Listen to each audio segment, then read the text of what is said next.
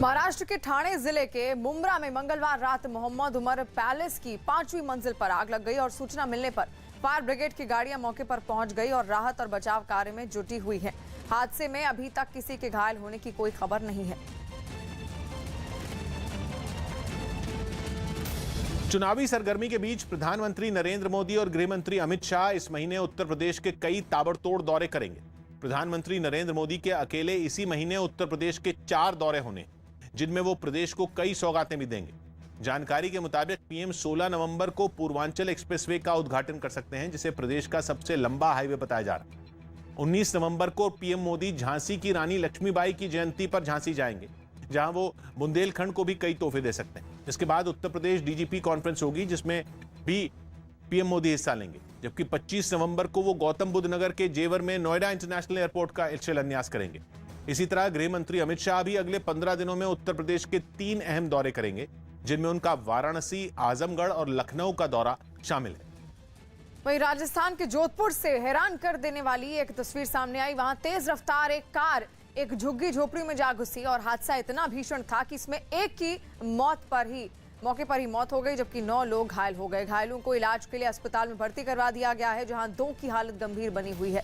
बताया गया कि तेज रफ्तार कार ने पहले 2 बाइक में टक्कर मारी और फिर झुग्गी में झोपड़ियों में जा घुसी। हादसे के बाद मौके पर पहुंची पुलिस ने कार चालक को हिरासत में ले लिया है। जोधपुर दौरे पर पहुंचे सीएम अशोक गहलोत को जब इस हादसे की जानकारी मिली तो वो भी बिना देर किए अस्पताल पहुंच गए और वहां भर्ती घायलों का हाल चाल जाना।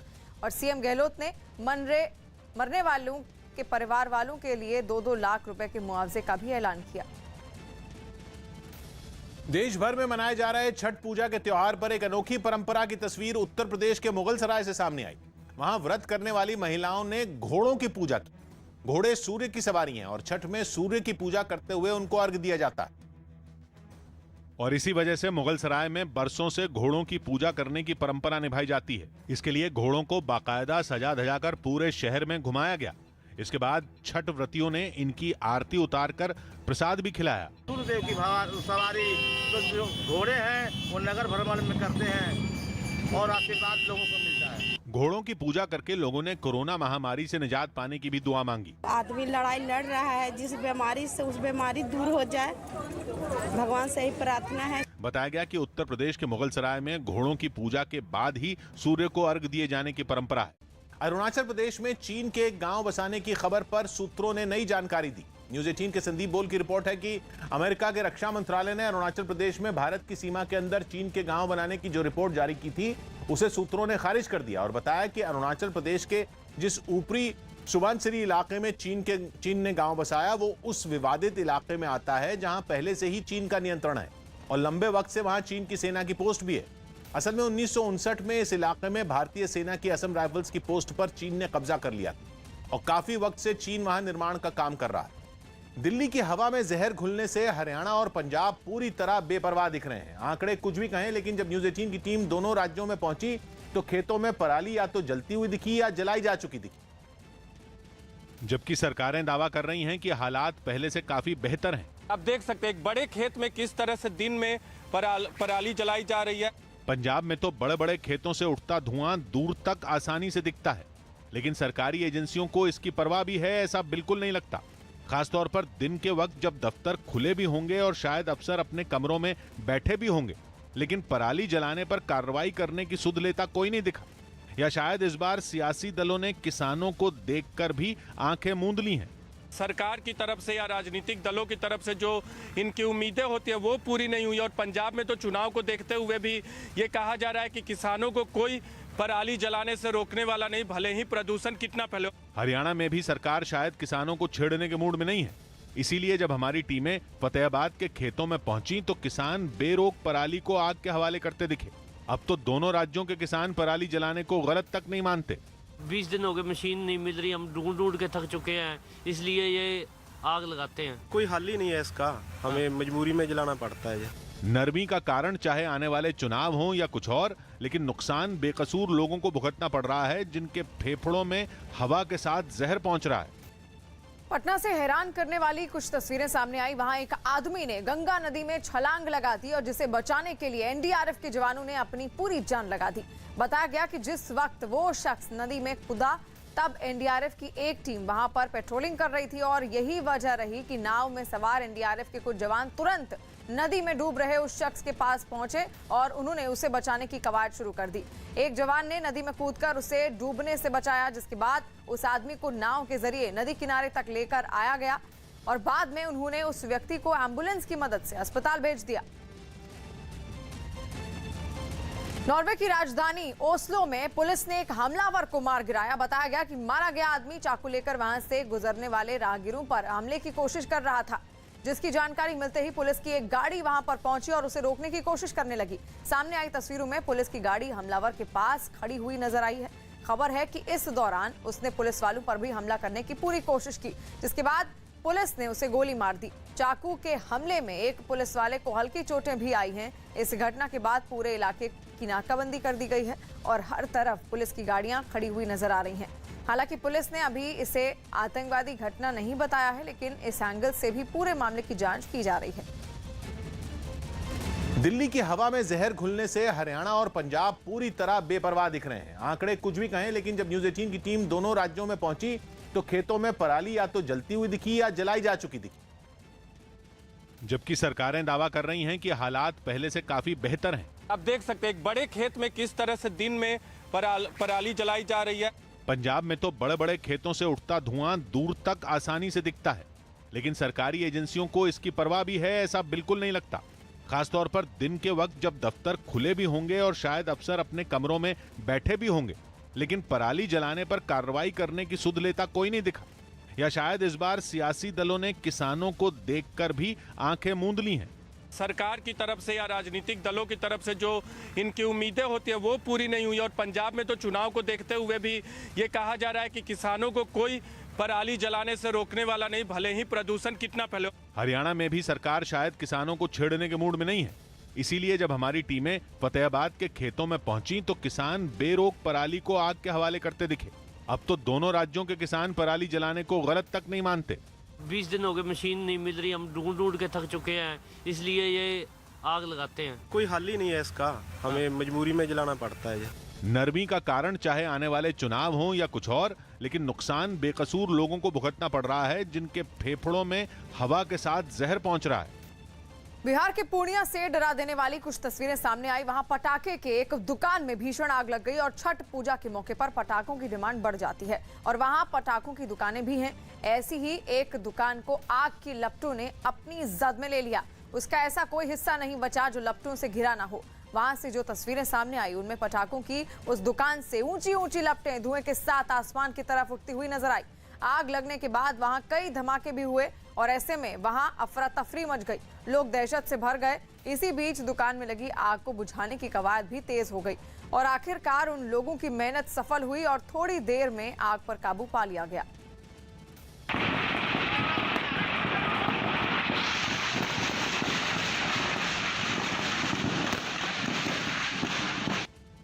वहीं मध्य प्रदेश के इंदौर से एक हैरान करने वाला वीडियो सामने आया है। वहां एक आदमी ने पेट्रोल छिड़क कर एक कार में आग लगा दी और बताया गया कि इस आरोपी और कार मालिक के बीच दिवाली की रात पटाखे चलाने पर झगड़ा हुआ था, जिसके बाद गुस्से में इस आरोपी ने उसकी कार को ही जला दिया। सामने आए घटना की वीडियो में ये आरोपी अपना चेहरा ढके दबे पांव कार की तरफ बढ़ता हुआ दिखा।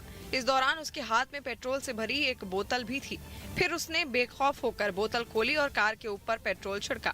इसके बाद उसने अपनी जेब से माचिस निकाली और कार को आग के हवाले कर दिया। कार में आग लगाने के बाद वो लोगों की नजर में आए बिना वहां से फरार हो गया, लेकिन वहां लगे सीसीटीवी कैमरों ने उसकी पोल खोल दी। उसने आके रात में पेट्रोल डाल के उसमें गाड़ी में आग लगा दी। इसके बाद पुलिस ने कार में आग लगाने वाले आरोपी को गिरफ्तार कर लिया।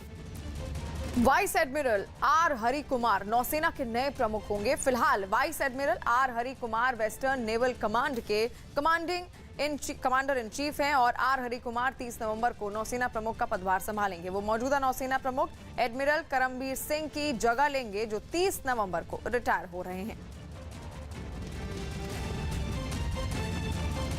और कर्नाटक के शिवमोगा से एक बेहद चौंकाने वाला वीडियो सामने आया। वहां एक रेलवे स्टेशन पर चलती ट्रेन से उतरने के दौरान एक महिला अचानक लड़खड़ा गई, लेकिन गनीमत रही कि रेलवे पुलिस के जवानों ने उसे बचा लिया। इस घटना का एक वीडियो भी सामने आया जिसमें स्टेशन पर ट्रेन धीमी रफ्तार से आगे बढ़ती हुई दिखी। इसी दौरान एक महिला ने ट्रेन से उतरने की कोशिश की, लेकिन गलत तरीके से उतरने की वजह से वो बेकाबू होकर लड़खड़ा गई। ये देखकर वहां खड़े रेलवे पुलिस के जवान मदद के लिए दौड़े, मगर महिला को प्लेटफॉर्म पर गिरने से नहीं बचाया जा सका, जिसके बाद उन जवानों ने तुरंत फुर्ती दिखाई और महिला को चलती ट्रेन से दूर खींचकर एक बड़ा हादसा होने से टाल दिया। मिजोरम में राज्य के मुख्य सचिव के पद को लेकर परेशानी खड़ी हो गई। News18.com की रिपोर्ट है कि मिजोरम के सीएम जोरामथांगा ने गृह मंत्री अमित शाह को चिट्ठी लिखी, जिसके जरिए उन्होंने राज्य के मुख्य सचिव को बदलने की अपील की। उन्होंने दलील दी कि मौजूदा मुख्य सचिव को वहां की क्षेत्रीय भाषा मिजो की जानकारी नहीं है और मुख्य सचिव को वहां की भाषा न आने की वजह से प्रशासनिक काम में उन्हें कई दिक्कतों का सामना करना पड़ रहा है। उन्होंने मांग की है कि जल्द से जल्द राज्य के मुख्य सचिव को हटाकर किसी और अफसर को नियुक्त किया जाए और नई नियुक्ति किसी ऐसे अधिकारी की हो जो राज्य की मिजो भाषा जानता हो। रफाल सौदे में नए आरोपों के बाद फिर सियासी घमासान छिड़ गया। रफाल पर फ्रांस के मीडिया में आई रिपोर्ट के बाद भारत में फिर सियासी हंगामा शुरू हो गया। राहुल गांधी ने ट्वीट कर केंद्र सरकार पर भ्रष्टाचार का आरोप जड़ा, जबकि बीजेपी ने रफाल सौदे के लिए कांग्रेस पर घूस लेने का आरोप मढ़ा। During which tenure did corruption and commission took place as far as Rafale is concerned will be out. लेकिन कांग्रेस ने सुषेन गुप्ता से बीजेपी के गठजोड़ का आरोप लगाया। सुषेन गुप्ता ही वो बिचौलिया है जिसके जरिए दलाली दिए जाने का आरोप है। 2018 में सुषेन को गिरफ्तार किया गया था। In this government, no FIR, no action on this matter against Sushen Gupta or against his facilitators in the government. Parambir Singh से जुड़े वसूली मामले में गिरफ्तार किए गए 2 आरोपियों को 7 दिन की पुलिस हिरासत में भेज दिया गया। खबर है कि मामले की जांच कर रही सीआईडी के निशाने पर डीसीपी स्तर का एक अधिकारी भी है, जिस पर जल्द कार्रवाई हो सकती है। जम्मू कश्मीर में पिछले दिनों हुई आम नागरिकों की हत्या के बाद वहां सीआरपीएफ की तैनाती बढ़ा दी गई। खबर है कि पिछले 1 महीने में ही 3000 और जवानों को तैनात किया गया। इसके अलावा कुछ और कंपनियां भी जल्द वहां के संवेदनशील इलाकों में लगाई जाएंगी। पंजाब के पटियाला में रहने वाले एक आदमी की 2 करोड़ की लॉटरी लगी। फर्नीचर का काम करने वाले इस आदमी ने दिवाली के मौके पर यह लॉटरी का टिकट खरीदा था। राष्ट्रपति रामनाथ कोविंद ने दिल्ली में लगातार दूसरे दिन पद्म पुरस्कार दिए। इस दौरान पूर्व लोकसभा स्पीकर सुमित्रा महाजन को पद्म भूषण सम्मान दिया गया। साथ ही पैरा एथलीट केवाई वेंकटेश को पद्मश्री से सम्मानित किया गया। यमुना नदी में प्रदूषण के लिए आम आदमी पार्टी ने हरियाणा और यूपी सरकार को जिम्मेदार ठहराया। यमुना नदी का पानी इतना जहरीला हो चुका है कि उस पर झाग तैरता नजर आया, जिसके बाद आम आदमी पार्टी ने इस गंदगी का ठीकरा हरियाणा और यूपी सरकार पर फोड़ दिया। लगभग 155 MGD यानी कि मिलियन गैलन्स प्रतिदिन पानी यमुना और गंगा नदी का हरियाणा और उत्तर प्रदेश सरकार की ओर से दिल्ली की ओर छोड़ा जाता है, जिसके जवाब में यूपी सरकार के मंत्री सिद्धार्थनाथ सिंह ने ट्वीट किया और लिखा कि सच्चाई से भागना और दूसरों को दोष देना सही नहीं। पाकिस्तानी सेना के जवान छुट्टी न मिलने की वजह से तनाव में हैं, क्योंकि आतंकवाद फैलाने में जुटा पाकिस्तान खुद भी कई मोर्चों पर जूझ रहा है, जिसका खमियाजा उसके सैनिक भुगत रहे हैं। क्योंकि लगातार काम और छुट्टी न मिलने की वजह से पाकिस्तान के जवानों की हालत बेहद खराब है और लंबे वक्त तक घर से दूर रहने की वजह से ज्यादातर जवान गहरे मानसिक तनाव का शिकार हो चुके हैं। हालात इतने बिगड़ गए हैं कि खुद पाकिस्तान के सेना प्रमुख जनरल बाजवा को सामने आना पड़ा। खबर है कि जनरल बाजवा ने सभी सीनियर अधिकारियों को सैनिकों से बात करने और जरूरत पड़ने पर उनकी काउंसलिंग करने के निर्देश दिए। घर से दूर रहने की वजह से जवान तनाव में न आए, इसके लिए छुट्टी देने के सिस्टम को सुधारने को भी कहा गया। यूपी के हरदोई में ड्यूटी पर तैनात एक होमगार्ड के जवान पर शराब पीने का आरोप लगा है और आरोप है कि शराब के नशे में इस होमगार्ड के जवान ने काफी देर तक बीच सड़क पर हंगामा भी किया और इतना ही नहीं, उस पर वहां मौजूद लोगों से बदसलूकी करने का भी आरोप लगा है। मामला बिगड़ता देख वहां मौजूद ट्रैफिक पुलिस के एक जवान ने उसे संभालने की कोशिश की, लेकिन वो काबू में नहीं आया। इसके बाद नजदीक के थाने से कुछ पुलिस वाले वहां पहुंचे और शराब के नशे में धुत उस जवान को ई रिक्शा में बिठाकर वहां से ले गए। कोतवाली शहर के मंडी क्षेत्र में यातायात व्यवस्था को सुचारू रूप से चलाने के लिए होमगार्ड पवन कुमार की ड्यूटी लगाई गई थी। सूचना ये प्राप्त हुई कि वो शराब के नशे में पब्लिक के साथ अभद्र व्यवहार कर रहे हैं। इस सूचना पर थाना कोतवाली शहर की पुलिस उनको अपने साथ ले आई और उनको मेडिकल कराया जा रहा है। इसमें अग्रिम विधिक कार्रवाई की जा रही है। और बड़ी खबर मौसम से जुड़ी हुई। मौसम विभाग ने तमिलनाडु, आंध्र प्रदेश और केरल के तटीय इलाकों में एक बार फिर भारी बारिश की चेतावनी जारी कर दी और इन राज्यों में आने वाले 2 दिन तक जोरदार बारिश हो सकती है। खासकर आने वाले 2 दिन तमिलनाडु, आंध्र प्रदेश और केरल के लिए बेहद भयावह साबित हो सकते हैं। मतलब 3 दिन पहले हुई बारिश का पानी अभी निकला भी नहीं है और नई मुसीबत का अलर्ट जारी कर दिया गया। मौसम विभाग ने तमिलनाडु के लिए रेड अलर्ट जारी कर दिया है। रेड अलर्ट यानी खतरा बड़ा है। भारी बारिश, तूफान या इसी तरह की प्राकृतिक आपदा से पहले लोगों को चेताने के लिए ऐसा अलर्ट जारी किया जाता है। मौसम विभाग की चेतावनी का असर इसी से समझा जा सकता है कि तमिलनाडु सरकार ने चेन्नई समेत 9 जिलों में 2 दिन की छुट्टी का ऐलान कर दिया है। स्कूल और कॉलेज सब बंद रहेंगे, यानी इन राज्यों में मौसम विभाग की चेतावनी को हल्के में नहीं लिया जा सकता। मौसम विभाग ने खतरे को देखते हुए इन राज्यों में मछुआरों को गहरे समुद्र में नहीं जाने की सलाह दी है। चेन्नई में 40 से ज्यादा जगहों की पहचान की गई है जहां बाढ़ का खतरा है। कानपुर में जीका मरीजों की संख्या 100 के ऊपर चली गई। कानपुर में जीका वायरस के बढ़ते मरीजों ने 100 का आंकड़ा पार कर लिया। ताजा मिले 10 मामलों के साथ कानपुर में जीका वायरस के कुल मरीजों की तादाद 105 हो गई, जिसके बाद प्रशासन के भी हाथ पैर फूल गए। बताया गया कि 10 नवंबर को मुख्यमंत्री योगी आदित्यनाथ कानपुर का दौरा करेंगे, जिसमें वो जीका से निपटने के लिए अधिकारियों के साथ मीटिंग भी करेंगे। 80,000 से ज्यादा घरों में स्क्रीनिंग हो चुकी है और 600 ज्यादा महिलाओं की रिपोर्ट तैयार हो गई। इन सबके बीच भी गर्भवती महिलाओं में संक्रमण पाने जाना कहीं न कहीं चिंता का विषय बन रहा है। हालांकि जीका से निजात पाने के लिए नगर निगम की एक टीम लगातार दवा का छिड़काव और साफ सफाई के कामों में लगी नजर आई। मुख्य चिकित्सा अधिकारी डॉक्टर नेपाल सिंह ने भी प्रभावित इलाकों के साथ जीका वार्ड का भी दौरा किया। उन्होंने दावा किया कि जीका से निपटने के लिए तैयारी दुरुस्त है। टीमें अपना हाउस टू हाउस सर्वे कर रही हैं। जो सिम्टोमेटिक और गर्भवती माताएं और जो बाहर से आए हुए लोग हैं उनके सैंपलिंग कर रहे हैं।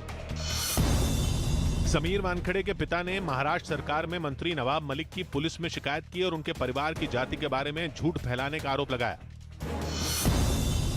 जम्मू कश्मीर के उपराज्यपाल मनोज सिन्हा ने सुरक्षा एजेंसियों और सुरक्षा बल के अधिकारियों के साथ एक बैठक की, जिसमें राज्य के मौजूदा हालात पर चर्चा की गई। साथ ही नागरिकों की हत्या के मुद्दे पर भी इस बैठक में बात हुई।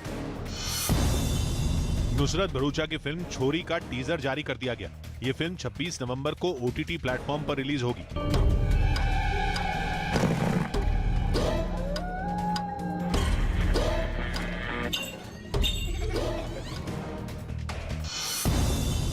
दिल्ली के बुराड़ी इलाके में पुलिस ने एक महिला की हत्या के आरोप में घर में काम कर चुके एक ड्राइवर को गिरफ्तार कर लिया।